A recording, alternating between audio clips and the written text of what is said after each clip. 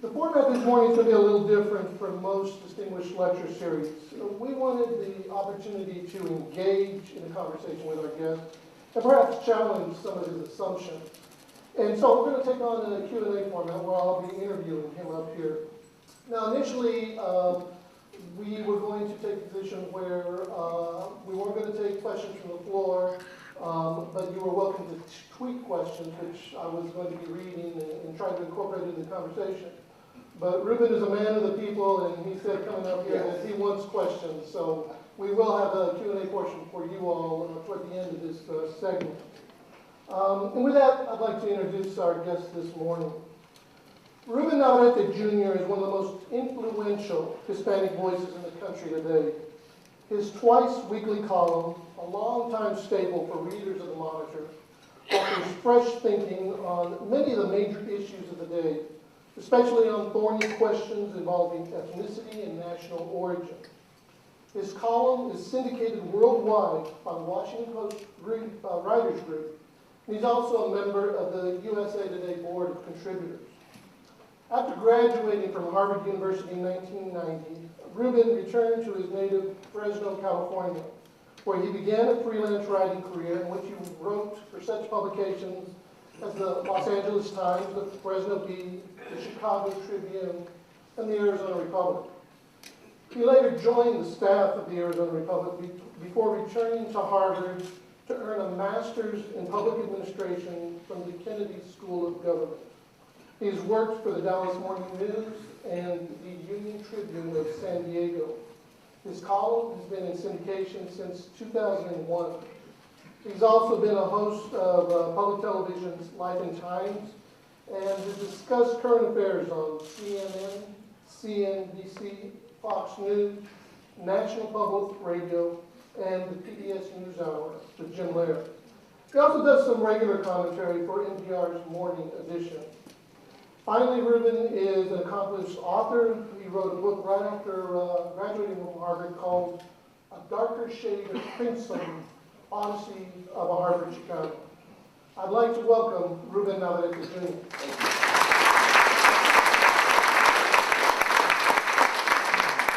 And I guess, Ruben, I want to start off by asking the obvious question. What up with Washington?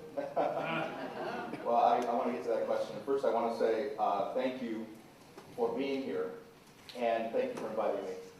And you left out the most important part of that bio for this audience. I'm also the son of the former Otilia Gutierrez, who became Otilia Navarrete, who was born and raised in Edinburgh. And so my mom was born and raised in Edinburgh. She was born here in 1942, delivered by midwife in a house on Van Leek Street near Pan Am. And she had been, like a lot of people, going back and forth in the 50s and 40s and 50s, some migrant farm workers. And they went from this valley to the valley in the San Joaquin Valley in California, Central California. And after a while, when she turned 16 years old, she had already gone through her first 2 years of high school here in Edinburgh. They decided to stay in California. So I was born there, and that part of the California family was born. But there's a whole nucleus of Tejanos in Central California, and that's half of my upbringing. So when you read my column for the last 12 years in the McAllen Monitor, and when the column launched, there were 25 clients, 20 clients that first go around, and the Monitor was one of them. And now there's 125 of them.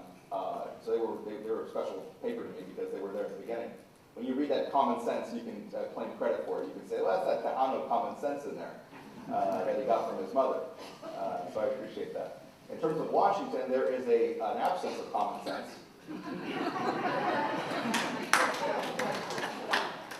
I'm discouraged by two things. One is the fact that so many people in Washington lack common sense and are overrun by partisanship.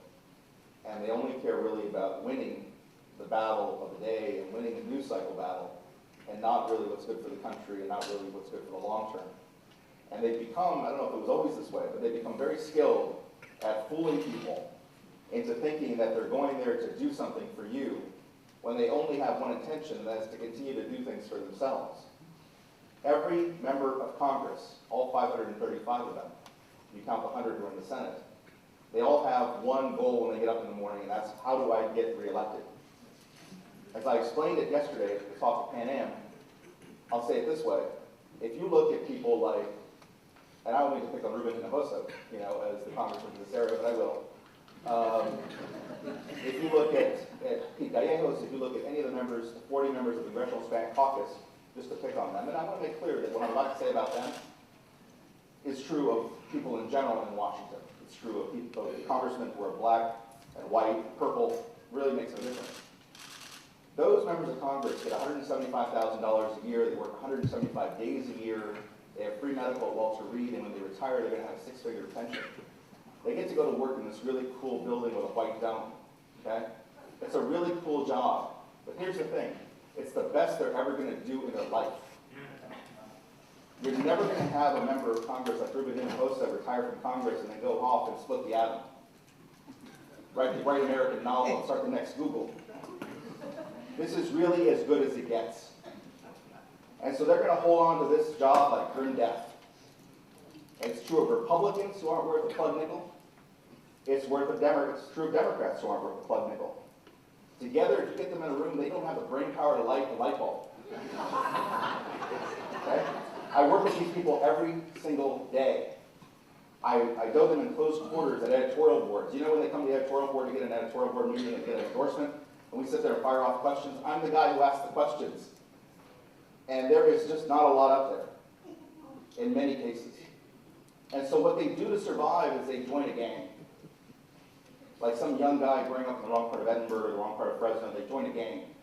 And the gang they join to survive is the blue gang or the red gang. And the gang then tells them what to do.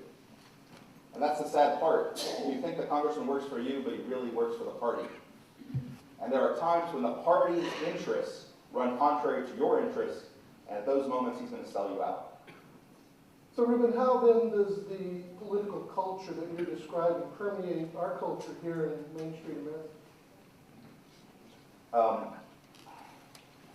I hope not much. I hope that, and it's my hope, that people who live in areas like this understand how lucky they are that they live in the real world. I was in Albuquerque last week for a speech. They live in the real world. I'll be in Tucson. They live in the real world. I grew up in Sanger, California, in the middle of California, in the real world. And I have to go to Washington to work. My bosses live in Washington at the Washington Post. Occasionally, I'll go there twice a year, 3 times a year, and I'll sit there at the Post building and we'll have a conversation. And I'm now the most it's not that I'm the most widely read Latino columnist in the country. For whatever it's worth, I'm the most widely read Latino columnist in the history of newspapers. Okay? And I say that at a time when newspapers are supposedly at their twilight. But it is what it is. And so we're sitting there, and I'm trying to explain to my bosses in Washington, and I have another set of bosses at CNN in New York, and I was just in New York. And it's mind-boggling sometimes to keep all these images in your head. To go to Albuquerque or to go to McAllen and know what you know and hear what you hear, and then go back and tell your bosses in New York and Washington what I've heard, it's incredibly valuable, but you have to have a lot of, it's a challenge for me. It's a challenge to be able to understand that we're all part of that world, because that's a different world. For those editors who live in Times Square, work in Times Square and live in New York, this might as well be Mars. And so you all have it right. You all are in the real world. This partisanship that I'm talking about need not permeate McAllen. Just because Republicans and Democrats can't work together in Washington doesn't mean they can't work together in McAllen and Texas. Now, Ruben, you're a very unique species of animals in that you're one of the few people who are publicly proclaiming your friendship for Senator Ted Cruz. Tell us about that relationship.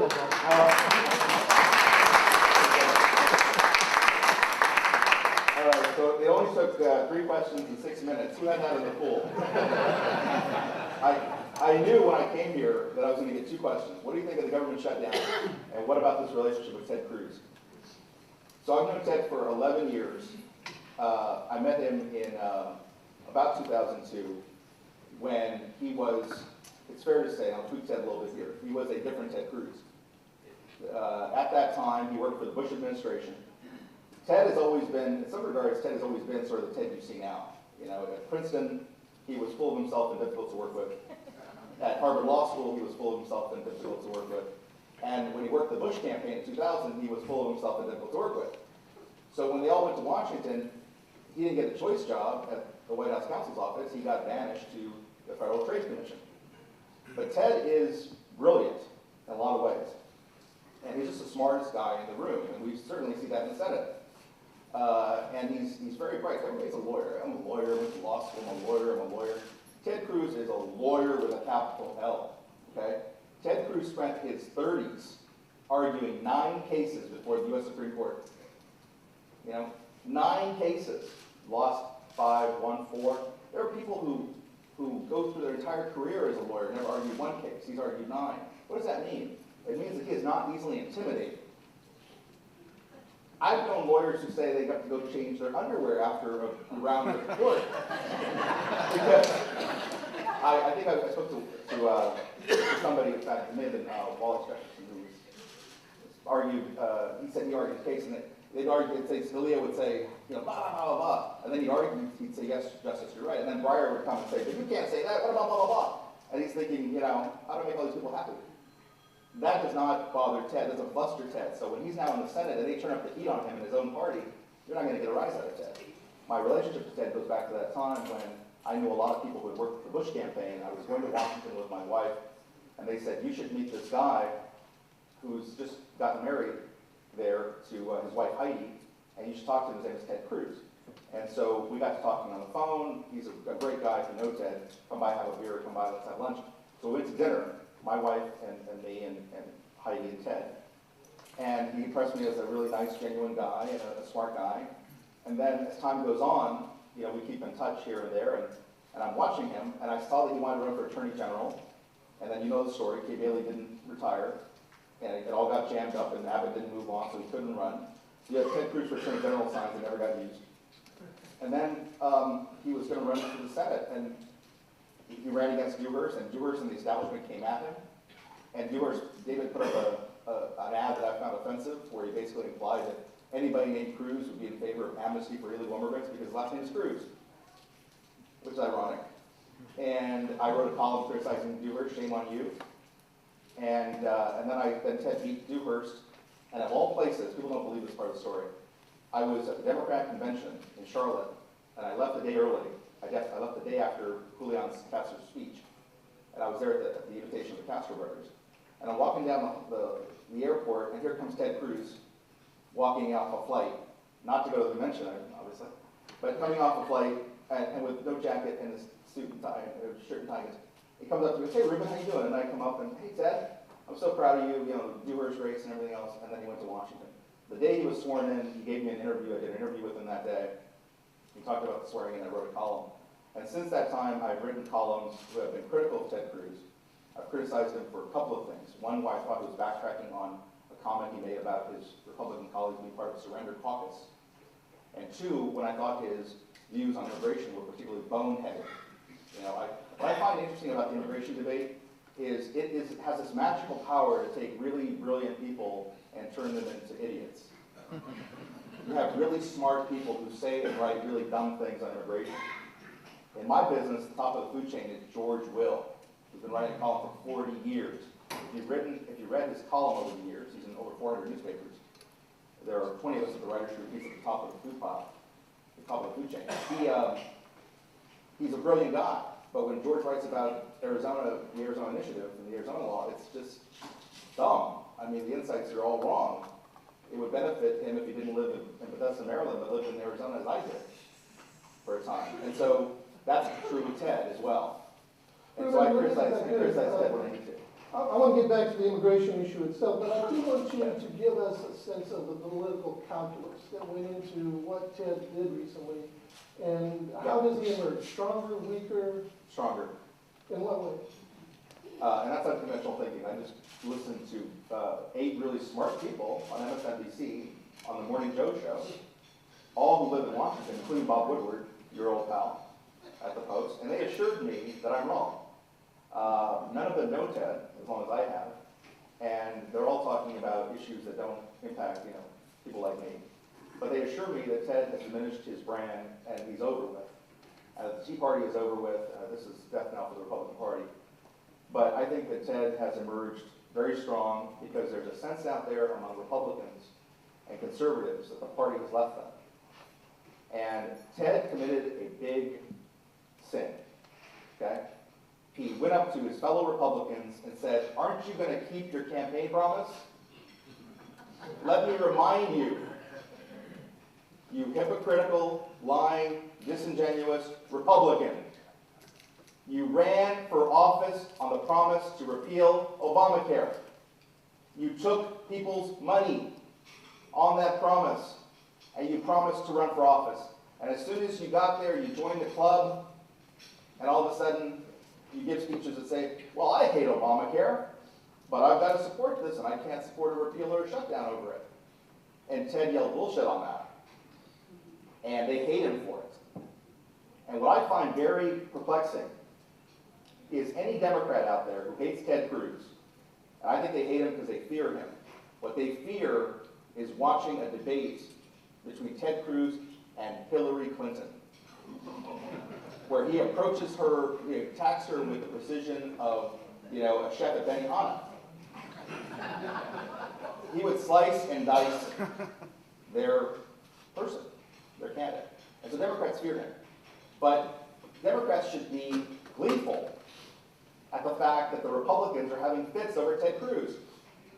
Ted Cruz is a minor thorn to Democrats, but he's a major thorn to Republicans because he's forcing the establishment to walk it like they talk it, and they hate him for it. Now, on one level, he obviously has displayed a courageousness, but on another level, we have to examine whether there was a recklessness to what he's done recently. Yeah. Can you delve into that a bit? Yeah, it was reckless, but it was bold and it was courageous, and it was, I find interesting. Here's a funny story. We're complaining about a government shutdown because we can't go to Washington and visit the monuments. Okay? Well, what are the monuments there for? The monuments are not there for kids to go on summer vacation or spring break to go see the monuments. The monuments are there as a memorial to great men who built this country. And I gotta believe that in his day, George Washington was a pain in the ass.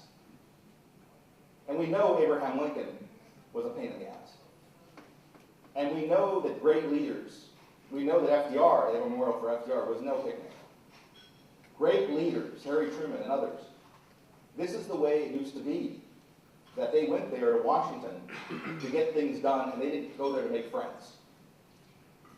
And when I read that history, would Harry Truman have fired MacArthur if he had figured out the political calculus? But said, no, I can't fire MacArthur. MacArthur's going to run against me. But he did it anyway.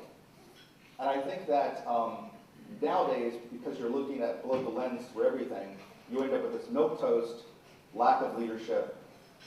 There's no boldness on either party. And so when someone like Ted comes along and starts throwing these bombs, they say, well, you're reckless. Yes, the country was built by people who were reckless, and that's what the monuments are there for, and that's what we should be concerned. Democracy is messy. It's not all nice and tidy. And there was an important issue here, not just about Obamacare, but about how the country goes forward. And the role of the senators are important, and the role of the government is important. And the founders knew what they were doing, 3 branches of government. And so they're not all supposed to be in sync with one another. And so I have no problem when the executive has to deal with an uprising by the legislature. That's the way they meant it. So compare the political style of Ted Cruz with the Castro brothers of San Antonio. Oh my goodness, now you really got me. So I've known the Castro brothers for 11 years as well. And I was just on the phone with Julian last night about an event that we're doing together in California. I consider Julian and Joaquin friends of mine. I knew Joaquin first and then met Julian. I've known them through all their various, the positions they've had over the last 11 years or so. We have socialized again. I remember having breakfast in San Diego with Julian and his wife and kids, their daughter, with Erica and Edina. And our daughter's about the same age. And so I get along with the Castros very well. And I defend the Castro brothers when need be, and I defend Ted Cruz when need be. But there's no similarity there. And here's what I mean. I read the other day where Joaquin was criticizing Ted for something, that he's basically saying that Ted's behavior during the shutdown proved that he doesn't have the temperament to be president. And so now there's the skirmish, and as I said, what am I supposed to do when the kids are fighting? It always hurts Dad when the kids are fighting. And so I have these two groups that are going to be at loggerheads, and Joaquin does that because, for a couple of reasons. I think it earns him points with the White House. I think he sets himself up to run against Ted Cruz eventually. I think that could happen. I think when Ted runs for re-election, Joaquin will run against him. It's possible. And so it's going to be very difficult at some point in time for me to have both these Republican friends and these Democratic friends who are warring with one another. But the major difference between them is that I think that the Castros are very cautious, that they sometimes are not as bold, oftentimes are not as bold as I wish them to be. They need to be more in tune with that aspect of leadership, where you just tell the truth, speak about what's on your mind, and if you see a problem, you try to fix it. And whatever else you want to say about Ted, he doesn't care what you think about him. He just doesn't. He doesn't care what John McCain thinks about him. He doesn't care what Lindsey Graham and the leadership of the Senate think about him. He doesn't care what the Washington and New York media think about him. And I think the Castros do care a lot about what people think about them. And so it'll be interesting to see how this goes. I also think the Castros are very poorly managed by people who have them in a bubble. They need to be sort of their true selves and speak to their true selves. If you want an eye-opener, spend the afternoon with Rosie Castro, with her mom, who has no trouble telling you exactly what she thinks. And I think that it may be that sort of thing skips a generation, because in terms of the Castros, they are very effective and efficient managers, but it remains to be seen if they can rise to the challenge of becoming real leaders. So you have a boldness and possibly recklessness on one hand versus utter caution on the other hand. Who do you think is going to get further along in the political process in American society today? That's a tough one. I think that Barack Obama showed us you can get elected to president twice without having any passion. If you talk to Democrats, they'll say that Barack Obama has no passion. He is a cold fish. It used to be a good thing. They would say, well, look at McCain is so volatile, he goes off the handle and stuff, and Obama's so cool-tempered, he never loses his temper. But you've got to have passion. If you're going to be in the game, you're going to be in the game, you're going to have passion. And whether it's Teddy Roosevelt or whatever, there's great leaders have passion, and Ted certainly has a passion. And I think that's the reason this is important is simple. People may look at the Castros and say, God, I'm so proud of those guys. Look at all they've accomplished. Here they are, the picture of them at the Democratic convention, arm in arm. I was in the CNN booth up on top, and I was next to Maria Cardona, who's another CNN contributor. And, we got goosebumps. I'm going to tell you, we were looking at each other like, I've not seen this. Why are you here in Charlotte, North Carolina, away from my kids? I said, I'm here because one day when my kids who are 4, 6, and 8 get older, I'm going to tell them I was there. I was there. I was in the arena when a Mexican-American kid from San Antonio went up there and delivered the keynote speech, okay, introduced by his brother, and I was proud of him. And I was proud of us. I was proud of this Latino community, of our family, the entire 52 million of us. So there's a power in that. But at the same time, there's got to be some sort of follow through. There's got to be some sort of some weight to it to bring more to leadership in terms of what you do with your moment in the sun and all that. So I think that the Castros could go far to answer your question in politics, but what carries Ted forward is it's just not enough to feel proud of somebody, as I did with the Castros. You have to be willing to get off the couch and vote for them on election day. Elections are won and lost on passion. People need to stand in line to vote for you. And if you can inspire people to stand in line to vote for you, you'll win. And that's Ted right now. Like it or not, there are people out there in the country who love Ted. They go beyond the Tea Party, and they say, you know what, this is my guy. He supported me when the Republican Party took my money. They lied to me. They promised me they were going to do this, and they didn't do it. They betrayed me, and one guy defended me. Now, what do you want from me, General Cruz? Give me my orders. let's talk about your political views a little bit.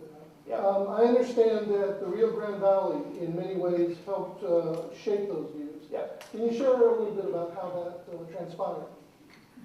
Yeah, I think that the significant thing about politics in the Rio Grande Valley, a couple things. You have this very interesting relationship between whites and Mexicans.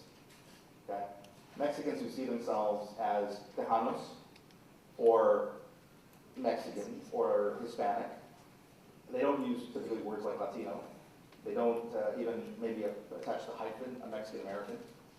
But there is this interesting relationship here that has occurred over time where people are living sort of side by side. They don't always mix, but there is a kind of a peaceful coexistence. And I don't want to be Pollyannish about this, because I think that you all have, those of you who have been here for as long as my mom, you know, I know the stories. I know a sense of what the reality was like in 1940s and 50s, and the level of discrimination that was there, and the level of exclusion that was there. I mean, you're talking about people who are now, my mom and dad are 70 years old, and they tell stories of, you know, you couldn't use the swimming pool except on the day before they drained the thing. There are people, barbers in Texas wouldn't cut your hair. You all know the story about Felix and Gloria and the funeral parlor that wouldn't bury him, and the start of the GI Forum. You have sort of a lot of rank racism and a history of discrimination against Latinos in Texas, and other states as well. And I'm always interested when I talk to older people who are in their 70s, who are white, not Latino, and they remember those years differently. They don't remember that. And the comparison I draw is, I said, I'm not surprised. If I go to Birmingham and I talk to white folks there, they talk about the 50s as a great time to be alive. But black folks in Birmingham don't say that, interestingly. So that has to be said, and that's also in the mix here.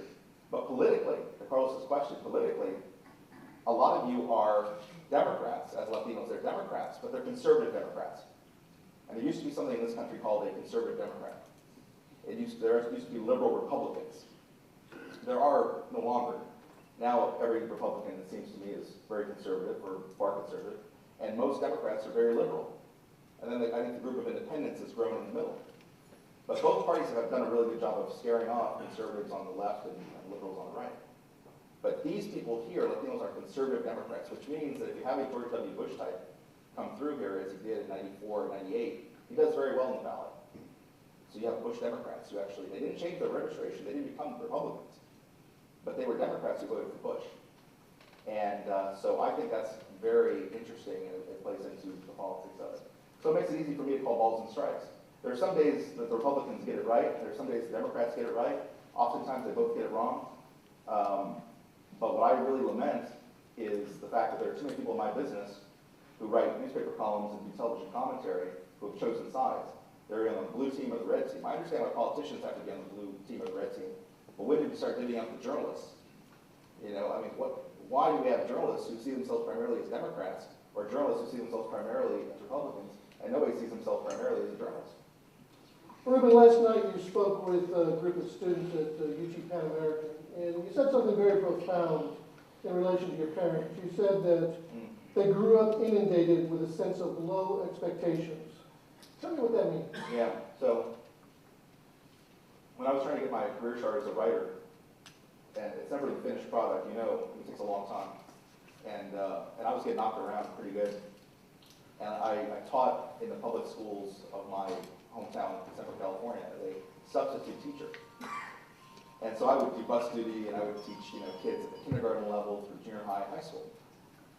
And I knew I wanted to be a writer, but this is, you know, I would pay the bills in the meantime I was teaching. And I saw even then, you know, many years later, a theme that my parents had conveyed to me, which is that if you were growing up in Edinburgh in the 40s, like my mom, there was this sense that you belonged in field work, in packing houses, not at the local bank, not working for IDC or anywhere else. There was that sense of low expectations.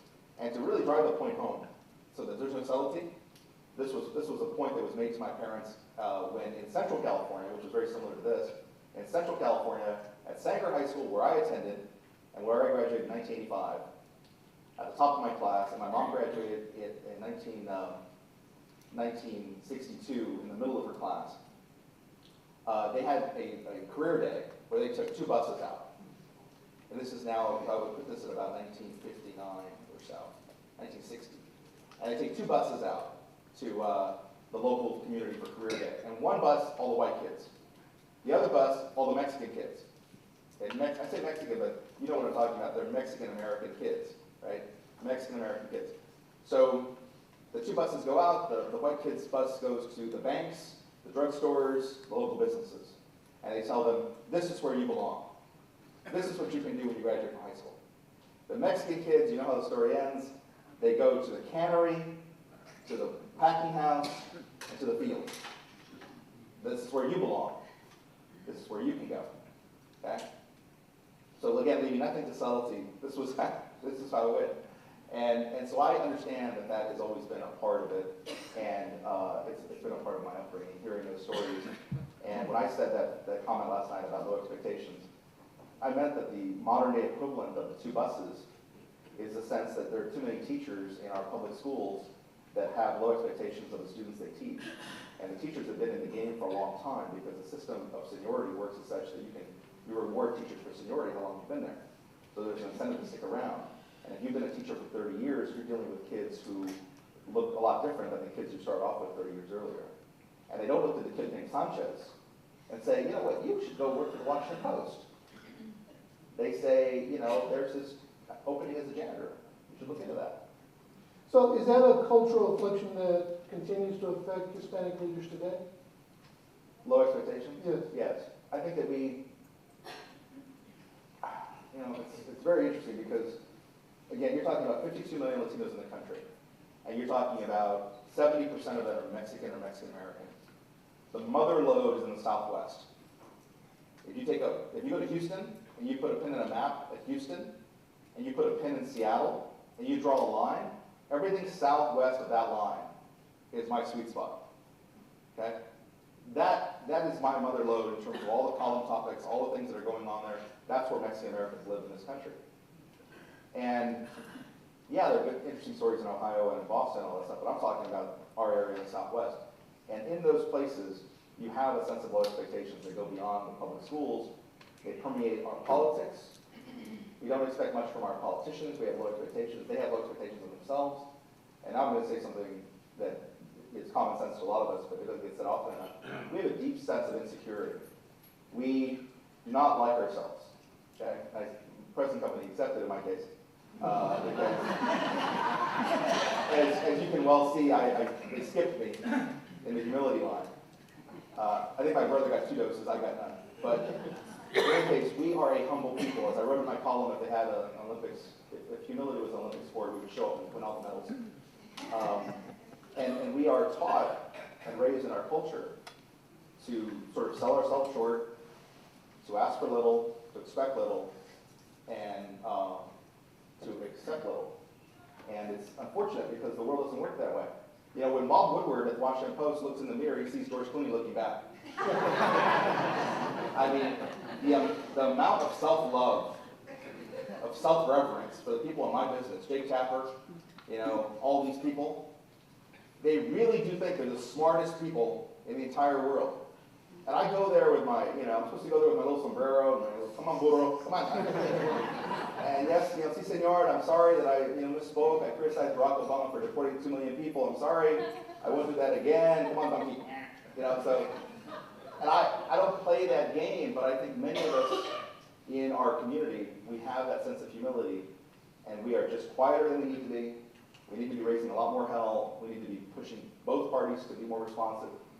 And we do have low expectations of them because we have low expectations of ourselves. Let me ask you about something you've written quite a lot about. It's another cultural affliction that you talk about. Right. That's the Hispanic loyalty to the Democratic Party. Mm-hmm. Talk a little bit about that. It's really bad. It's really bad. It's really harmful. Not because I'm selling the Republican brand today, I'm not. They don't deserve our votes either. As time goes on, I get older, I have more and more respect for something that I used to think was crazy. And that's the college lessons. When I was in college, learning about the Raza Unida Party, you know, the third party for Latinos. that I was raised kind of in the Henry Cisneros, Julian Castro mold of you stay away from that radical stuff and you've got to succeed in the mainstream. But the Raza Unida Party was built out of a frustration with the Democratic Party. And the aforementioned Rosie Castro, Julian's mom, was a candidate for office on the Raza Unida ticket in San Antonio for the city council. And it didn't win. And if you go to Julian's office now, you see a poster in the background, a framed poster of that time, campaign poster for Rosie.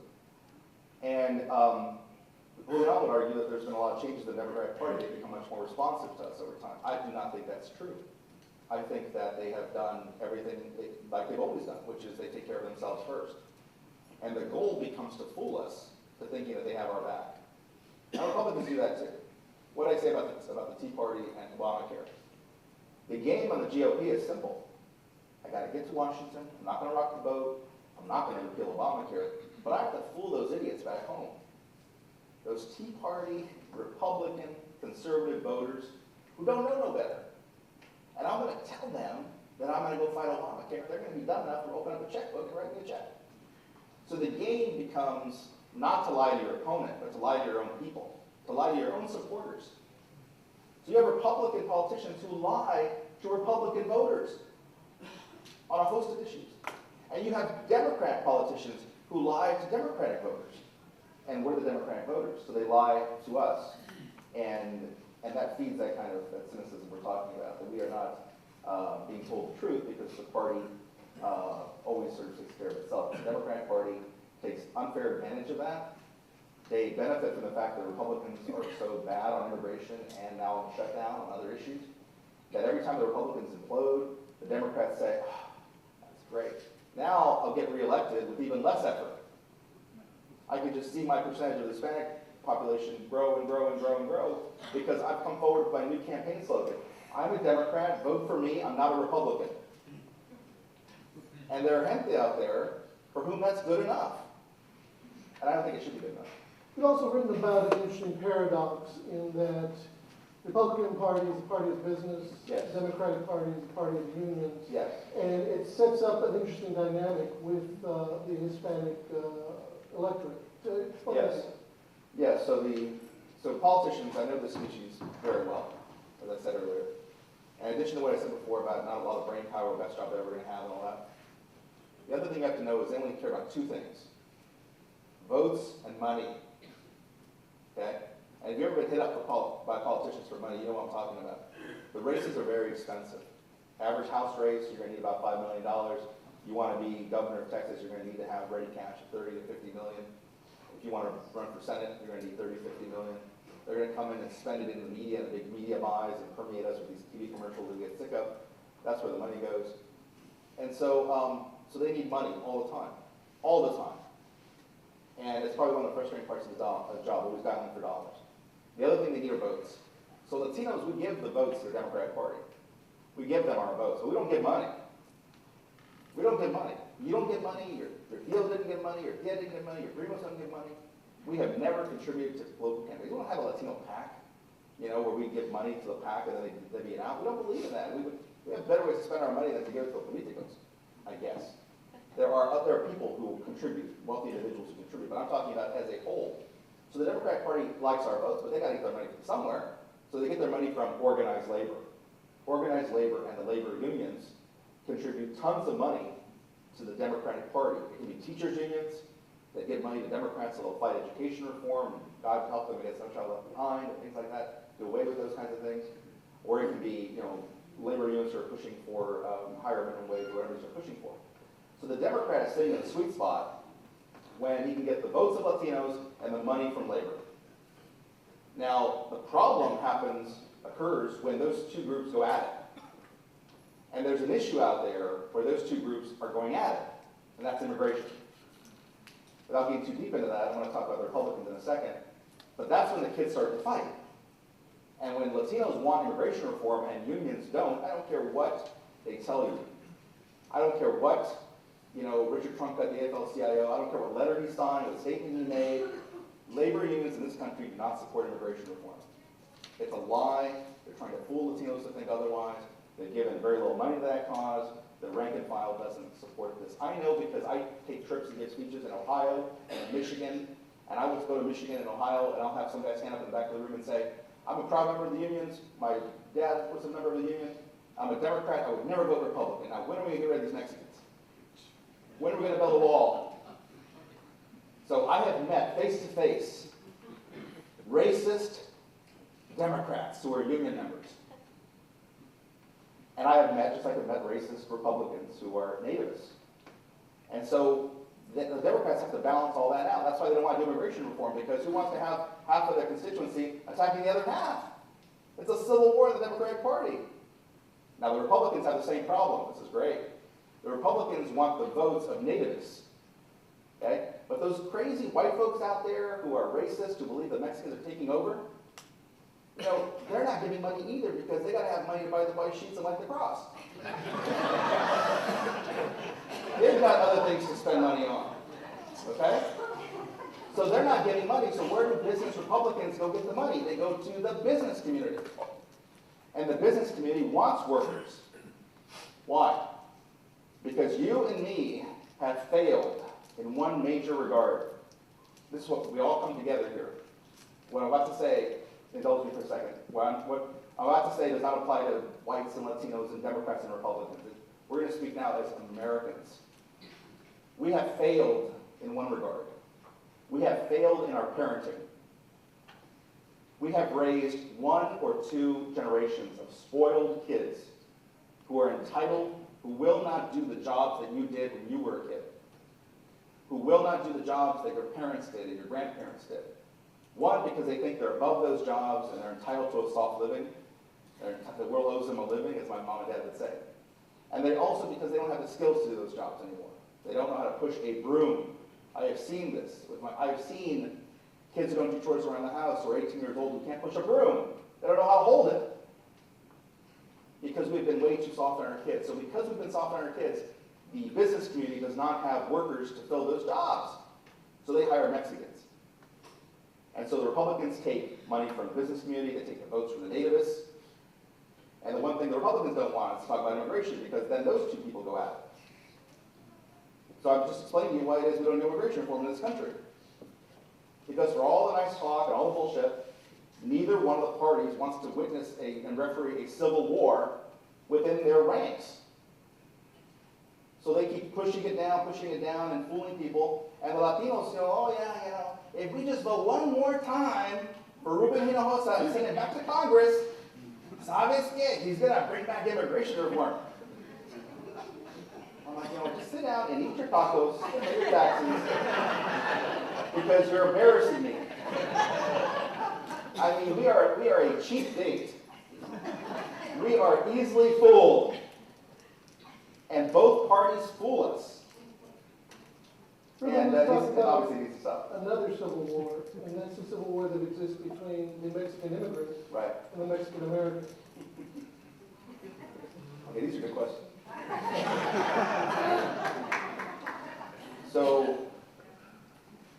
So my wife was born in Guadalajara, Mexico. And I was born in Fresno, California. 3 of my 4 grandparents were born in Texas.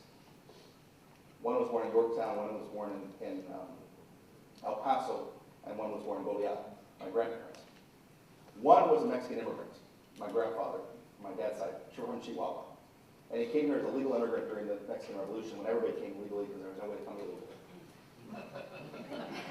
I get mail from people who brag. I mean, we don't understand politics in this country. We have no understanding of history. None. So I get mail from people who say, I'm Irish, and my great-great-great-grandfather came here from Ireland, and he came in the 1800s, and he came legally. And I said, well, no shit. They all came legally in the 1800s. There was no way to come illegally until 1824. But he came legally.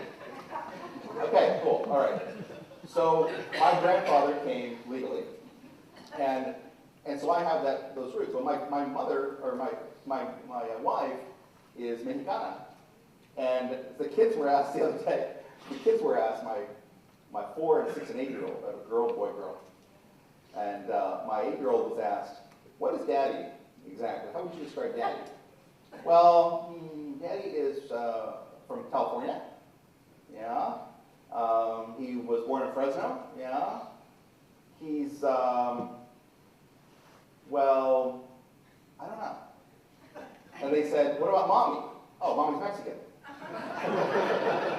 So, in a nutshell, I'm part of a subsection within the Hispanic community of about 25 to 30 million Mexican Americans, and we have as our calling card the fact that we're all screwed up. We don't know where our country is. Even those of us who see themselves primarily as an American, as I do, I still get pieces of mail from people who say, go back to Mexico, all the time. And that's just from angry Democrats, I was going to say. So I get that from both sides, but the dynamic that's involved there is my wife knows what country she's from. She knows who she is. She has a sense of identity. She's a Mexican. I'm a Mexican American, which means that in the U.S. I'm seen as a Mexican. When I go to Mexico, I'm seen as an American.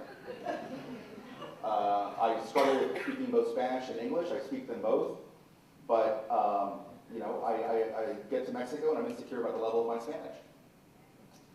And it's all very complicated. So I'm in this mixed marriage where we're in a mixed marriage. In my family, we had mixed marriages. My mom and dad were in a mixed marriage because my mom was a Tejana from Edinburgh and my dad was from California. And they never resolved that. And I am in a mixed marriage because I'm a Mexican American married to a Mexican. And I'll give you an example, a clear example of one time where this flared up. I'm watching the news, and there's 100,000 people protesting in Mexico City, Zocalo, over a presidential election because they said, you know, so-and-so stole the election. And I said to my wife, I don't understand why these people don't just get together, organize, you know, petition their government, and vote the guys out. And she looked at me and she laughed, and she goes, you know what, you're such an American. She goes, you are steeped in the worldview of Thomas Jefferson. You believe in this nonsense that somehow government exists for the will of the people. If you say that stuff down in Mexico, they'll kill you. And she looks at me, she's like, part of you is Mexican again? Because you're all American, through and through, red, white, and blue. And so there is that tension in that relationship. And where the Mexicans really feel like they want to be proud of some of our successes, and we want to be proud of them and supportive of them, there is this dog and cats relationship. And there's a lot of bad blood there between the countries, and there's a lot of hurt feelings, and there's a lot of sense of memory, and it's all very complicated. It's not easily washed away. Every Mexican American here tells the same story. We're here because at some point in time, Mexico took my grandfather and spit him out like a mouthful of bad salsa. Said, get the heck out of here. Because he was dark-skinned, okay? Because he was poor, because he had a 6th grade education. They said, you're going to have to leave here, and you're going to have to go to El Paso, and then to Carlsbad, New Mexico, and then up to the San Joaquin Valley, and you're going to have to pick fruit your entire life. And they replicated that with all of us. That is our relationship. So the end result is, Mexican Americans have no love for Mexico. The hell with Mexico. Mexico wants me now. Mexico wants me now because I'm sitting there at a conference in Mexico next to Henry Cisneros with 2 Harvard degrees, and I write for these publications, and they want to know somehow that I'll go to bat for Mexico and I'll trumpet the cause of Mexico in the United States. But where was this level of compassion and interest when you were dealing with my grandfather? Ruben, I'd like to close out this hour by opening up now to a couple of questions from the audience. We've got the microphone over to this side, so got a question up here, Steve. I think you can hear me well. I was worried a second ago, is that going to be the headline in tomorrow's paper? Navarrette says, hell with Mexico. You talked about a couple of generations of kids that are totally screwed up. Yeah. And it's not just Mexican kids, it's across the board. You bet. What are your thoughts on tuition vouchers? Vouchers for public schools? Yeah. Yeah. So I support and have supported for a long time the choice movement, the school choice movement, to allow parents to have vouchers to move their kids into various schools. But I do it with a refinement. I always try to approach these issues in a nuanced way. And that is that I would not have a broad-based voucher system that completely disrupted the entire system and led to this massive exodus from the public schools. which I still think serve an important role as a product of public schools. But I think it is very, very hard for even the strongest defender of the public school system in the status quo, for the superintendent of this school district, for the superintendent of the next school district, and for the head of the teachers' unions to argue that if you have failing schools in disadvantaged and poor neighborhoods in Cleveland or Milwaukee, or in areas in Texas where the districts have failed, that those parents shouldn't have a lifeboat for those kids. So my support of a voucher program has reservations, and the reservation is it would be limited to poor and failing and disadvantaged students. Can I do a follow-up? Sure. You want to bring industry down here. The fouled-up school system is not just for the quote poor. It's across the board. The curriculum stinks from top to bottom. Right. The IB Academy, the kids don't know what the Divine Right of Kings is, 11th and 12th grades. They don't know what the bread and circuses mean. They have no idea the children's crusade. It's top to bottom. But there's no magic bullet for that says that because, and there are lots of reasons that we got to this place. There's politics and what goes into textbooks and the power of the teachers' unions and other things that got us to this place. But there's no magic bullet, and that we have a balance from public schools and we go into private schools. My kids go, they go to Montessori schools because my wife's a Montessori teacher, but two of them go to charter school, one of them goes to a private preschool. And I think that the grass is always greener. I think that when you're in public schools, you think to yourself, if I can just get my kid to private schools, they'll get a great education. But what they're missing in the private schools is the fact that you need to have a cross-section of kids that you're exposed to. And I grew up with a wonderful environment where I grew up with 20 different nationalities in the San Joaquin Valley. Lots of Asian kids, German and kids, parents came from all over. And that really impacted my life in a positive way. If I had gone to a private school and it was a bunch of white kids and one Mexican, well, I did that when I went to college. I went to Harvard. And there were 2,000 kids in my entering class at Harvard, and there were 35 Mexicans out of the 2,000. So I don't have an interest in exposing my own kids to that environment sooner than they have to be exposed to it. I would love for the public schools to work better so that they can be preserved, and you also have charter schools and you also have these options. I do think that if you have a failing school, it's very hard for the teachers' unions to say, no, you are trapped in that school, you have to stay in that school. I look forward to the debates where we have the white guy from the teachers' union arguing with the black lady from Milwaukee over what's best for black kids. Those are fun. We have a question over there. Love the chamber for the event. Love Carlos Sanchez and Debbie Gara for hosting it. And Nick, love your column and Thank you. your courage. But what's this about the high school picture in the column? The high school picture and what? On your column. Yeah, it's almost a high school picture. That's my pre-kids picture. That picture is 12 years old because, I have a couple pictures. One is more updated, but my CNN column has an updated one. But the column picture you're talking about, when I launched the syndicated column in Washington, they took me out to a studio and would show up in this picture, whatever. And I was, I didn't have gray hair, and I'd been clean cut, and, brighter face, and thinner, all these other things. I have my kids now, and every gray hair that I have is well earned, I assure you. I sometimes think that my kids just live for that stuff. They're like, make his hair all gray. That's victory. Every time I hear a thump or somebody fell, and then there's crying, I think, oh, more gray hair. Ruben, let's take one last question from David. David, you can ask 10, 20 questions. No, it may cost me later. So Let me just say, for those of you who still have questions, we'll middle around afterward. Some of you have to go on, but those of you who want to stick around, happy to answer any questions you have. the question I have is the midterm elections are still a little over a year away. And you know, in spite of what's happened in the last 60 days, what do you think the prospects are for the Republican Party, specifically the senatorial races? They're going to do badly. They're going to do badly. They're going to really take a beating for what happened. The narrative is very strong. I don't think that individual members of the media have power. I never wake up in the morning thinking that I have power, but I think that the collective media has a lot of power to shape the narrative. And the narrative that's being shaped is that the narrative last week was, this is hurting the Republicans more than Democrats. The narrative today is Obama won, the Republicans lost.